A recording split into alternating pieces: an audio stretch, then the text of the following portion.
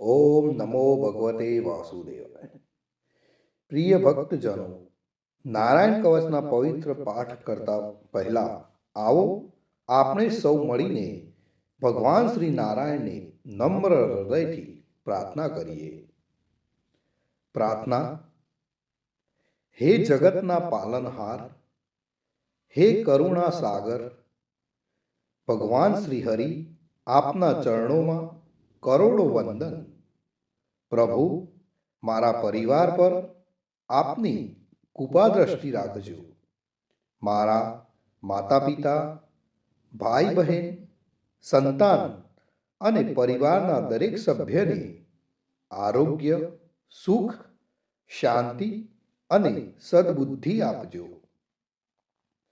હે નારાયણ ભગવાન, અમારા ઘરમાં પ્રેમ, એકતા અને સમજણનો સદા નિવાસ રહે તેવી કૃપા કરજો. દરેક દુઃખ, ભય અને નકારાત્મક શક્તિથી અમારી રક્ષા કરજો. પ્રભુ, માત્ર મારા પરિવાર માટે નહીં, પરંતુ સમગ્ર વિશ્વ માટે આપની કરુણા વરસાવો. જગતમાં શાંતિ ફેલાવો. રોગ, યુદ્ધ, દ્વેષ અને અશાંતિનો નાશ કરો. દરેક જીવને સદમાર્ગ પર દોરી સત્ય, ધર્મ અને કરુણાનો પ્રકાશ આપજો. હે શ્રી હરિ, આ નારાયણ કવચના પાઠને સફળ, પવિત્ર અને ફળદાયી બનાવજો. મારા મન, વચન અને કર્મને શુદ્ધ કરી આપના ચરણોમાં ભક્તિ અર્પણ કરવાની શક્તિ આપજો. હે પ્રભુ, આપની ઈચ્છા જ સર્વોપરી છે. અમને માત્ર આપની શરણમાં રહેવાની બુદ્ધિ અને શક્તિ આપજો.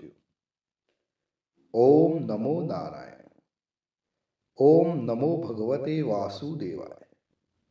મિત્રો, કોમેન્ટની અંદર જય શ્રી કૃષ્ણ લખવાનું ભૂલશો નહીં.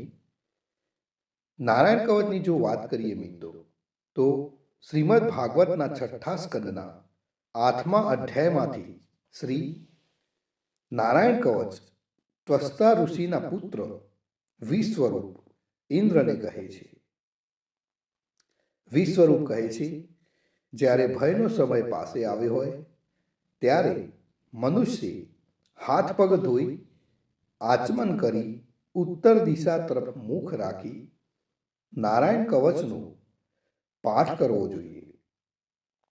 જ્યારે ભય આવે ત્યારે શ્રી નારાયણ રૂપ નામનું બખ્તર ધારણ કરવું જોઈએ. તો નારાયણ કવચનો પાઠ મિત્રો આ રીતે છે, જે આપણે નિત્ય સાંભળવો જોઈએ. ગરુડની પીઠ ઉપર ચરણ કમળ ધારણ કરનારા, 8 સિદ્ધિઓવાળા, 8 બાહુઓવાળા અને તે 8 બાહુઓ વિશે શંખ, ચક્ર, ઢાલ, ગદા, બાણ, ધનુષ તથા પાસને ધારણ કરનારા શ્રી હરિ, મારી સર્વ પ્રકારે રક્ષા કરો. જળમાં મત્સ્ય અવતારધારી ભગવાન જલ તંતુઓથી તથા વરુણના પાસથી મારી રક્ષા કરો. માયાથી બટુક બનેલા વામનજી, સ્થળમાં મારી રક્ષા કરો. શ્રી વિશ્વરૂપ ત્રિવિક્રમ ભગવાન, આકાશમાં મારી રક્ષા કરો. જેના અટ્ટહાસ્યથી દિશાઓ ગાજી ઉઠી હતી અને ગર્ભિણીઓના ગર્ભ પડી ગયા હતા, તેવા ઋષિ ભગવાન દુર્ગ, વન અને યુદ્ધ ભૂમિમાં મારી રક્ષા કરો. પોતાની દાઢથી પાતાળમાંથી પૃથ્વીનો ઉદ્ધાર કરનારા ભગવાન યજ્ઞ મૂર્તિ વરાહ, માર્ગમાં મારી રક્ષા કરો. પરશુરામ ભગવાન પર્વતોના શિખરોમાં મારી રક્ષા કરો. અને ભરતના મોટા ભાઈ રામ તથા લક્ષ્મણ પ્રવાસમાં અમારી રક્ષા કરો. ઉગ્ર ધર્મ અને પ્રમાદથી નારાયણ ભગવાન મારી રક્ષા કરો. નિંદાથી નર ભગવાન ને યોગ ભ્રષ્ટ થતા યોગેશ્વર દત્તાત્રેય ભગવાન મારી રક્ષા કરો. ત્રણેય ગુણોના સ્વામી ભગવાન કપિલ કર્મબંધનથી મારી રક્ષા કરો. સંત કુમાર કામદેવથી મારી રક્ષા કરો. હયગ્રીહ ભગવાન રસ્તામાંથી જતા અને દેવોને પ્રણામ ન કરવા રૂપી અપરાધમાંથી મારી રક્ષા કરો. હે દેવર્ષિ શ્રેષ્ઠ મુનિ નારદ ભગવાન, ભગવાનની પૂજામાં જે કોઈ વિઘ્ન નડે તેનાથી મારી રક્ષા કરો. અને કૂર્મ અવતાર શ્રીહરિ સર્વ પ્રકારના નરકમાંથી મારી રક્ષા કરો. અયોગ્ય ખોરાકથી ભગવાન ધન્વંતરી મારી રક્ષા કરો. જીતેન્દ્રિય ભગવાન ઋષભદેવ કામ ક્રોધ આદિના ભયમાંથી મારી રક્ષા કરો. યજ્ઞ અવતારધારી ભગવાન લોક અપવાદથી મારી રક્ષા કરો. બલભદ્ર ભગવાન મનુષ્ય તરફથી થનારા ઉપદ્રવોમાંથી મારી રક્ષા કરો. અને ક્રોધાવેશ સર્પ ગણોથી શેષ ભગવાન મારી રક્ષા કરો. ભગવાન વેદવ્યાસ અજ્ઞાનથી મારી રક્ષા કરો. આ પાખંડીઓના ટોળામાંથી ભગવાન બુદ્ધ મારી રક્ષા કરો. ધર્મની રક્ષા કરવા માટે અવતાર લેનાર ભગવાન કલ્કી કાળના મૂળ રૂપ એટલે કે કળિયુગથી મારી રક્ષા કરો. હે કેશવ ભગવાન પ્રભાતમાં ગદાથી મારી રક્ષા કરો. હે વેણુધર ભગવાન ગોવિંદ આ સંકટ કાળમાં મારી રક્ષા કરો. ઉદાત શક્તિ નારાયણ ભગવાન પ્રાહન કાળમાં મારી રક્ષા કરો. અને ચક્રધારી ભગવાન વિષ્ણુ મધ્યાહન કાળમાં મારી રક્ષા કરો. મધુ દૈત્યને મારનારા ઉગ્ર ધનુર્ધારી ભગવાન વિષ્ણુ ત્રીજા પહોરમાં મારી રક્ષા કરો. બ્રહ્મા વિષ્ણુ અને રુદ્ર એ ત્રણ મૂર્તિવાળા ભગવાન માધવ સાય કાળમાં મારી રક્ષા કરો. ઇન્દ્રિયોના સ્વામી ઋષિકેશ ભગવાન પ્રદોષ કાળમાં મારી રક્ષા કરો. પદ્મનાભ ભગવાન કેવળ એક અર્ધ રાતથી પહેલાના કાળમાં અને અર્ધ રાતે મારી રક્ષા કરો. શ્રીવત્સ સિંહધારી ભગવાન એવા ઈશ શ્રી વિષ્ણુ પાછલી રાતે મારી રક્ષા કરો. તલવારધારી ભગવાન જનાર્દન મળસકામાં મારી રક્ષા કરો. દામોદર ભગવાન સંપૂર્ણ સંધ્યાઓમાં મારી રક્ષા કરો. કાળમૂર્તિ ભગવાન વિશ્વેશ્વર સૂર્યોદય પહેલાના કાળમાં મારી રક્ષા કરો. હે પ્રલય સમયના અગ્નિ જેવી તીક્ષ્ણ ધારવાળા ચક્ર વાયુવાળા અગ્નિથી જેમ સૂકું ઘાસ બળીને ભસ્મ થાય તેમ મારી શત્રુ સેનાને ભસ્મ કરો.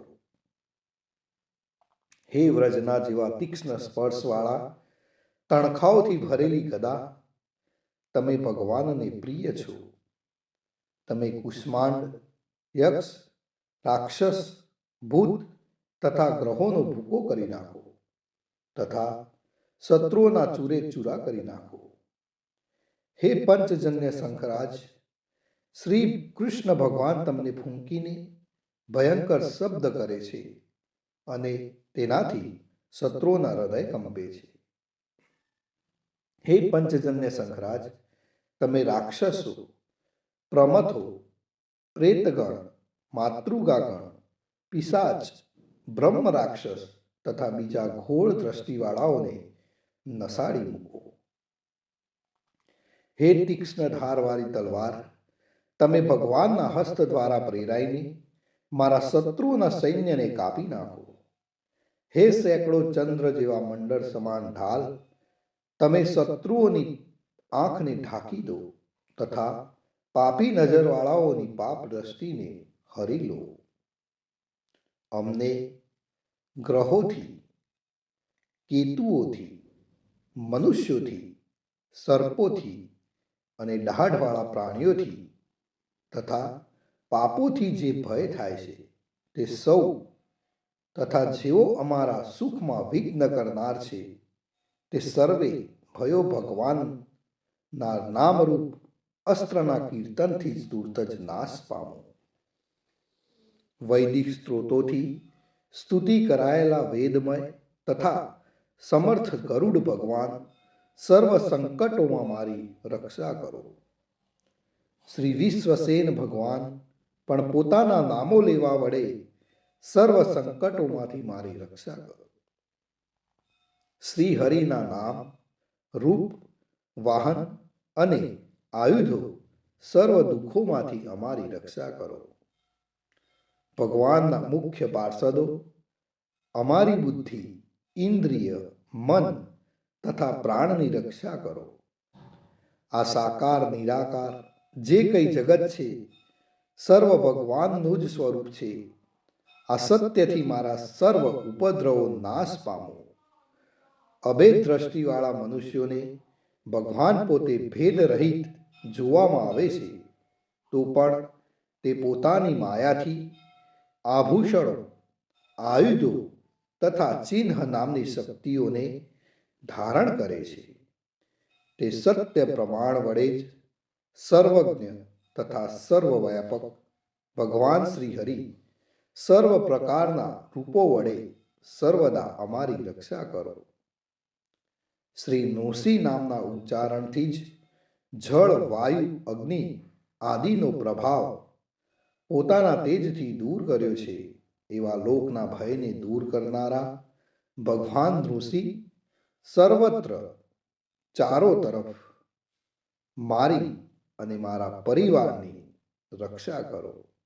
મિત્રો, જો આપણે નિત્ય નારાયણ કવચનો પાઠ કરીએ છીએ તો આપણને શું ફળ મળે એની વાત વિશ્વરૂપ કહે છે. વિશ્વરૂપ ઇન્દ્રને કહે છે કે આ નારાયણ કવચ તમારી આગળ જે કહ્યું, જે ધારણ કરવાથી તમે શ્રમ વિના અસુરોના અધિપતિઓને જીતશો. આ નારાયણ કવચને ધારણ કરનારો મનુષ્ય અથવા તો સાંભળનારો મનુષ્ય નેત્રથી જેના તરફ જુએ અથવા તો પગ વડે જેને અડકે તે તુરત જ બધા જ ભયમાંથી છૂટે છે. આ નારાયણ કવચ ભણનાર પુરુષને કોઈ દિવસ રાજાઓ તરફથી, ચોર તરફથી, ગ્રહો તરફથી, વ્યાઘ્ર આદિ તરફથી તથા બીજા કોઈ તરફથી ક્યારે પણ કોઈ પણ પ્રકારનો ભય રહેતો નથી અને નિર્ભય થાય છે. તો મિત્રો, આ હતું નારાયણ કવચ.